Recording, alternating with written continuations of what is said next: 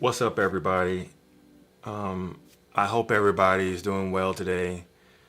Today, we are going to talk about ideas and grace. Ideas and grace.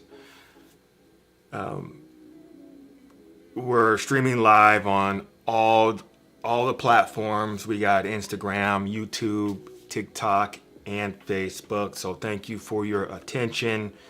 I tell you guys all the time, your attention is the most valuable asset that you have. Your attention is what will, your attention is what allows for your provision. Okay. They say seeing is believing. Did you know that we see with our eyes? And Instagram, sorry, I have to put you here today because something's going on with my software again. But you're still here. Nonetheless,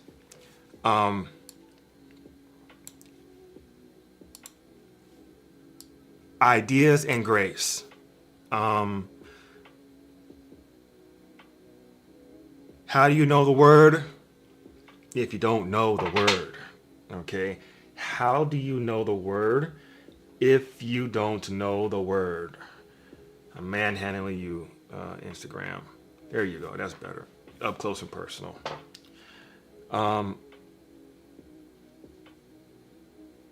What was the last idea that you had? And what is grace to you? The word idea, it means a concept in the mind of God. That's what the word idea means, okay? A concept in the mind of God. It's actually very profound once I understood it. Ideas then don't originate from us. We don't create ideas. Did you know that? Ideas are actually a type of intuition. And I understand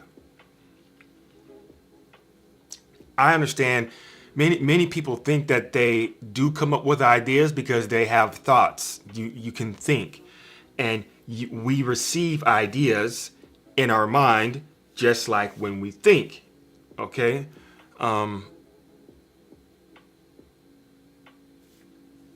But feeling feeling is never your leader, so don't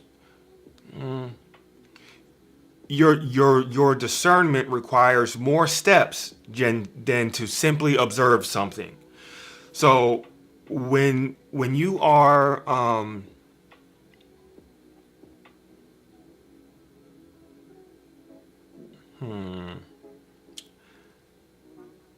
I am very sleepy today, y'all. Very, very sleepy today. Okay, so your ideas, all of your ideas, they come from God. Idea means a concept in the mind of God. But because that's the definition, it means that we don't come up with ideas. It means that, excuse me, it means that ideas are directions for our life.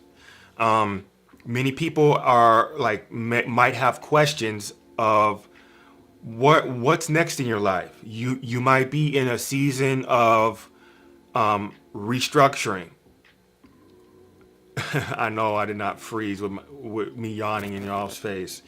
That was funny. So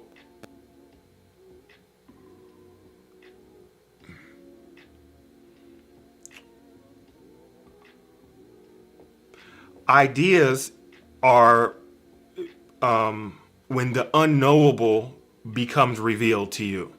Okay, so there's the known, the unknown, and then the unknowable.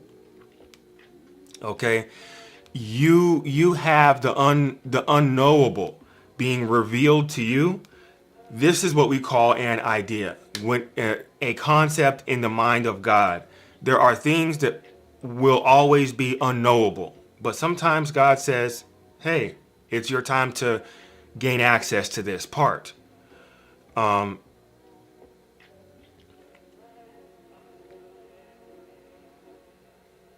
When do you experience ideas? When do you actually get to experience ideas? Most times, it's when you're bored. When you are bored, you get ideas. Okay? Boredom always is an indication that ideas are coming soon. When you're sexual, when you're experiencing your sexual energy, you will then also experience ideas. Okay? When you are centered, like when you're in your,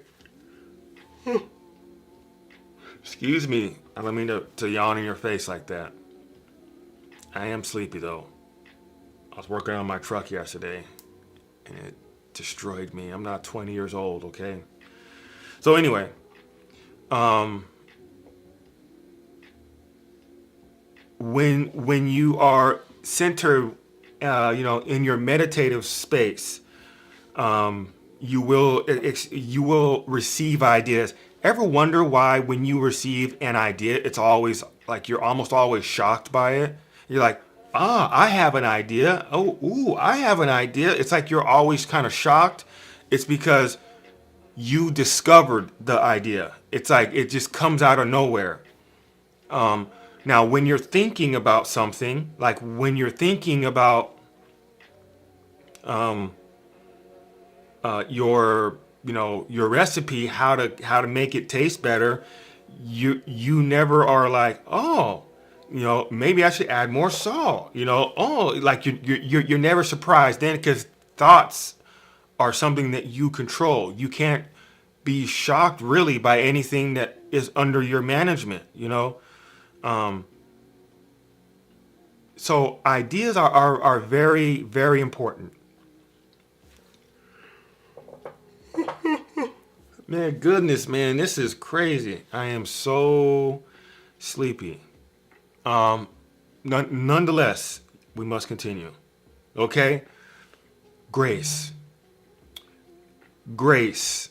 What is grace? Okay? God is good. God is great. Okay? But what is grace? Grace. Well, I know a few people named Grace. I know, I think there's a show with the name Grace. But did you know grace is actually a virtue? Yes, grace is a virtue, but grace means God's unmerited love and favor. And what is a virtue? Do you know that virtues are actually a thing? Well, virtue is actually a type of angelic being. So there are angelic beings.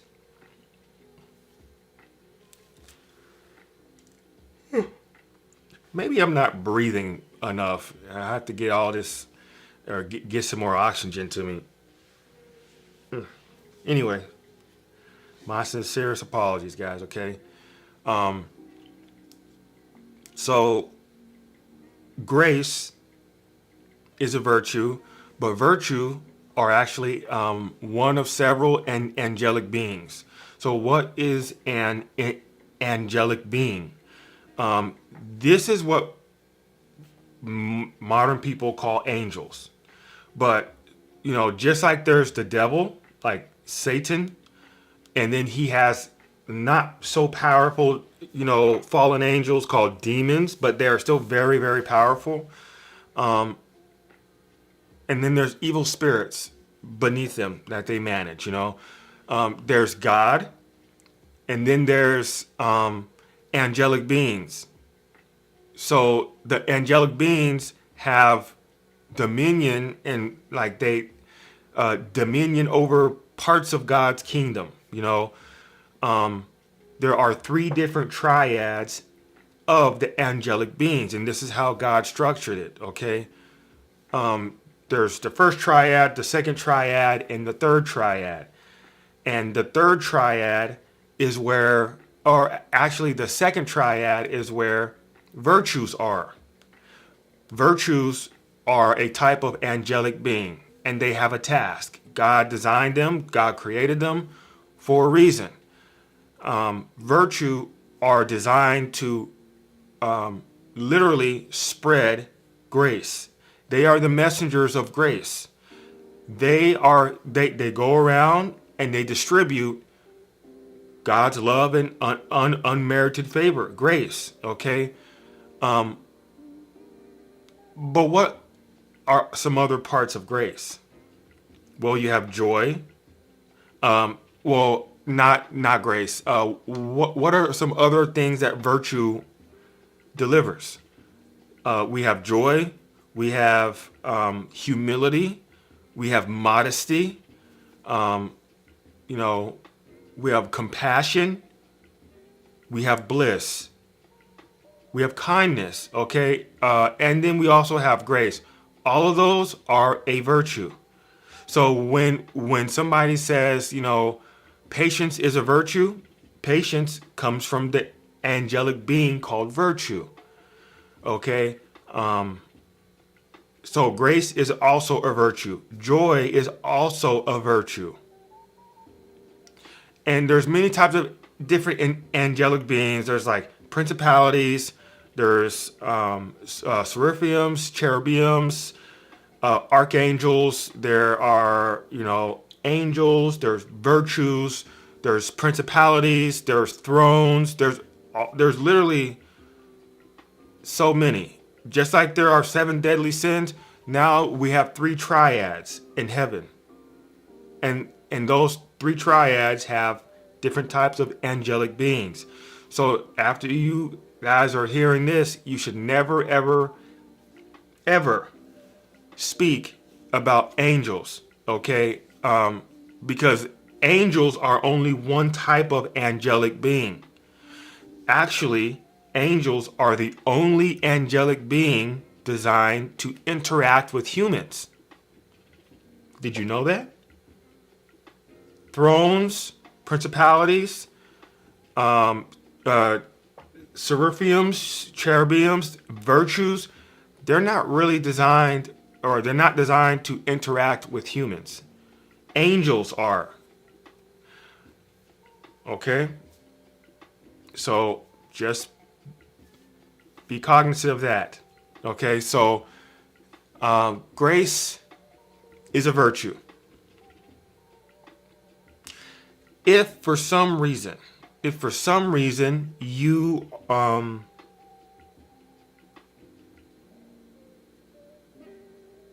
you are questioning your grace, I'm gonna start to tell you what life is like outside of grace. Okay, outside of love, God's love, outside of God's unmerited love and favor. What is the experience outside of grace? Well, when you jump into a pool of ice cold water, what do you think that you'll feel? Well, I can assure you, you'll probably be feeling cold. Chills all over your body, breath is taken away. This is unique, okay? Because this is the experience based off of your environment. Your environment dictates a whole bunch of things. Actually, your environment is what predicates your personality. Your environment predicates or your personality, meaning what mask you have on.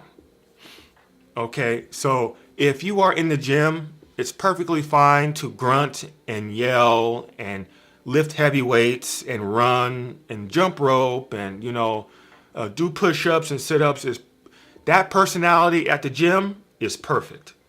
Now, if you are watching a movie in a movie theater with 15, 20 other people, and you want to do jumping jacks, you want to grunt and lift heavy weights, you're out of place. Your regulation, internal regulation thing is just thrown all the way off. Your environment really does dictate your personality. If you were about to have, intercourse with your husband or wife at home, okay, that's fine. But if you wanted to have intercourse with your husband or wife, let's say at school, that's something's wrong with that. Okay, the environment dictates it. But anyway, so if you jump into a pool of cold water, the environment is going to dictate your personality. Right? Nothing but chills all over your body.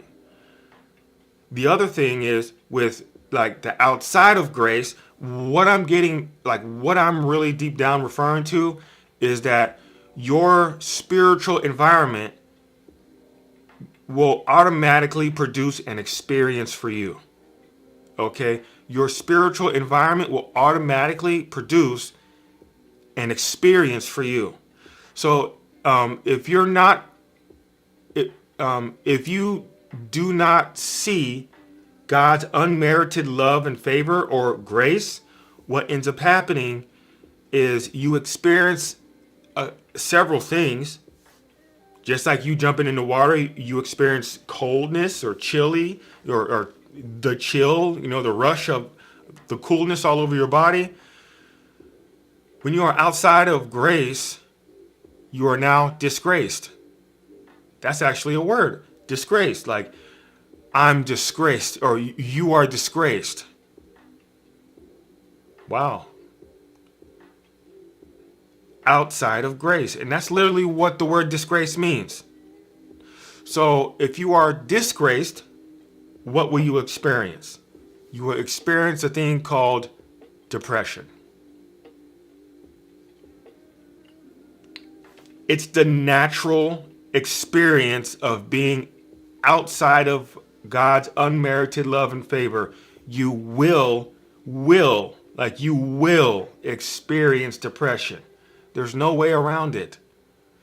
Next, if depression isn't hitting you already, you are supposed to experience shame. But some people cannot experience shame. And what is shame? Shame is the painful guilt, or the painful feeling of guilt. So the painful feeling of guilt, that's what shame is. And when you are full of shame, it is always self-induced. You have to have shame from yourself, for yourself. You cannot put shame on anybody else. When people are talking about, I don't know why Kyle's doing this. Shame on him, shame.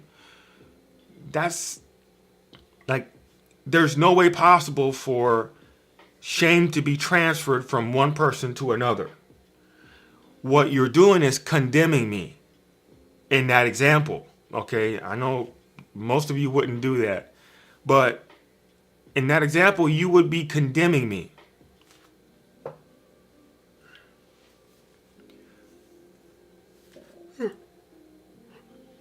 That condemnation then turns into a thing called embarrassment. The word embarrass, it means to block. Okay, so if you say Kyle just needs to stop talking about this, he needs to stop doing this, and I actually do it, I actually stop talking about it. Well, I was embarrassed. I was blocked. Okay, that's what the word embarrass means. But the word shame is not embarrassing. The word shame, it means painful guilt or a painful feeling of guilt. So you have to understand that you are no longer being loved by God or protected by God. And you have to admit it to yourself. Okay? But some people cannot detect shame. It's kind of like your ability to turn on and off a light switch. People who cannot detect shame oftentimes don't even have a light switch on the wall. There's no light. Like, there's no light switch, but there's a light.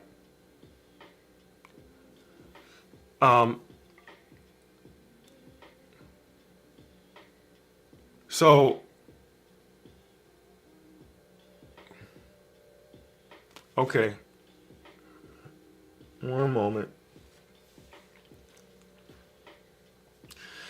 People who can't detect shame, number one, stay away from those people. Okay. Number two, you're you are in the highest level of confusion called apathy. And being apathetic, it kind of sounds, just the word itself, it sounds pleasing. Like apathy, well, at least to me, apathy, without knowing the definition, just how it sounds like it should be beneficial for you. But it's the highest level of confusion. There are 3 levels of confusion, okay? We have ignorance, we have misunderstanding, and then we have apathy. Apathy is spiritual. Apathy is what people, apathy means passionless existence. It means you are unable to detect the spirit life, the spirit world. If you are unable to detect the spirit world, the spirit world still works. It doesn't matter. Okay, it doesn't matter. It still works as intended. But what is ending up happening is when you are apathetic, you can't see that you're doing wrong. You're unable to be reformed. You are unable to be corrected. And if that's the case, which it almost certainly is for somebody that you know, they walk around as if they are the corrector, as if they are the one in the lead, or that they act as if it's theirs.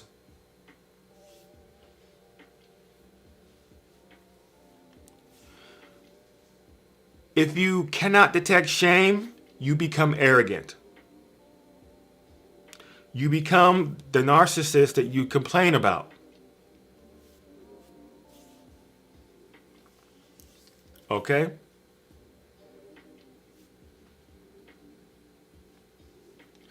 So, whenever you get ideas, remember,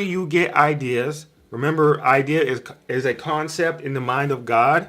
But whenever you get ideas and you have issues discerning if that was real, if it was actually for you, and if it came from God or not, I need you to do 3 things. Okay, 3 things. 1, breathe more. Okay, you need to breathe one big inhale and one big exhale, and then pause. Do it again. Okay, now pause. One more time. By doing this, you give yourself time to process the idea in your brain, because ideas move faster than the speed of electricity. Ideas move faster than the speed of light. Ideas move at the speed of God.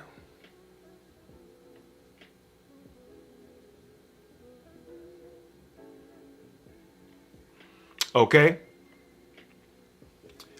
So, if there are any questions, I will take some now. I don't think I can continue on the live stream. I am extremely tired, but I got the message out. If anybody has any questions at all, let me know in the comment section. I am watching.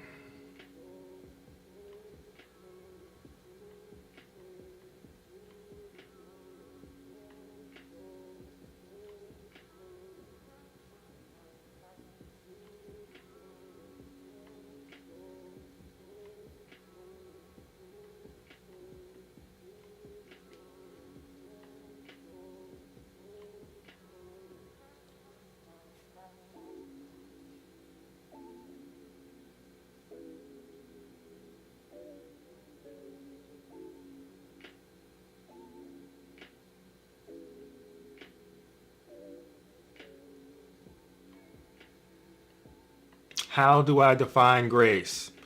Well, grace is defined as God's unmerited love and favor. God's unmerited love and favor. What are your views on twin flames? They are not real. There's no such thing as twin flames. You just really like that person.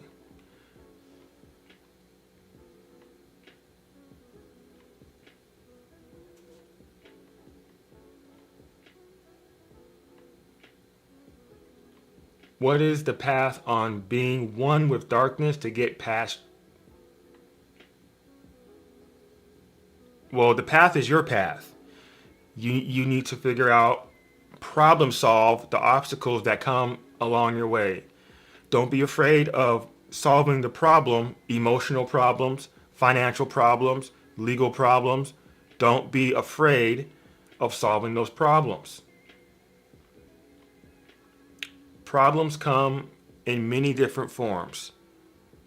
Many different forms. Somebody on YouTube asked me, how would you know what your calling is from God? So God has design, or God created everything.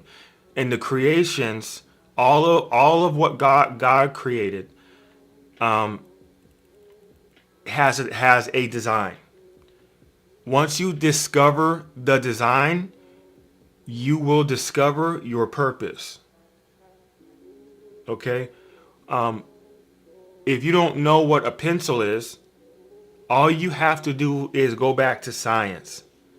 Figure out the design, not what designed it. Figure out the design of the pencil, and then you will know the purpose of the pencil.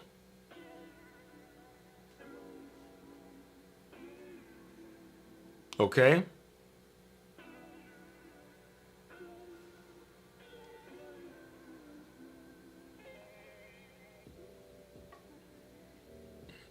All right, guys. Well, I think I'm about to sign off.